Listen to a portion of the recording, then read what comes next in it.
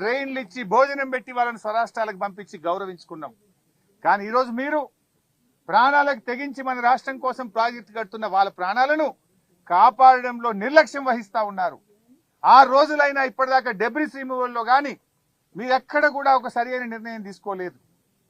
So దయచేసి వేగవంతంగా పనులు చేసే ప్రయత్నం చేయండి. అసలు మీ ప్రభుత్వం రేవంత్ రెడ్డి గారు ఢిల్లీలో పోయి మాట్లాడతాడు. ఆయనకేమో ఇక్కడికి వచ్చి చూసే టైం లేదట. కరీంనగర్కో ఆదిలాబాద్కు నిజామాబాద్కు ఎలక్షన్ ప్రచారానికి పోతున్నాడు రేవంత్ రెడ్డి. హెలికాప్టర్ వేసుకొని ఆయన ఎలక్షన్ ప్రచారానికి పోతే ఈ మంత్రి గారు నాకు హెలికాప్టర్ లేదని నేను హైదరాబాద్లో ఉన్నాడు. హెలికాప్టర్ ఉంటేనే వస్తాడు ఇక్కడికి. ఒకనాడు హెలికాప్టర్ దొరకలే. రేవంత్ రెడ్డి వేసుకొని ఎలక్షన్ ప్రచారానికి పోతే ఉత్తమ్ కుమార్ రెడ్డి గారు హెలికాప్టర్ లేదని హైదరాబాద్లో ఉన్నాడు. ఆ రోజు రాలే. అంటే ఈ ముఖ్యమంత్రి గారికి ఈ ప్రభుత్వానికి 8 మంది ప్రాణాలు ముఖ్యమా, ఎన్నికల ప్రచారం ముఖ్యమా? What is that you are doing?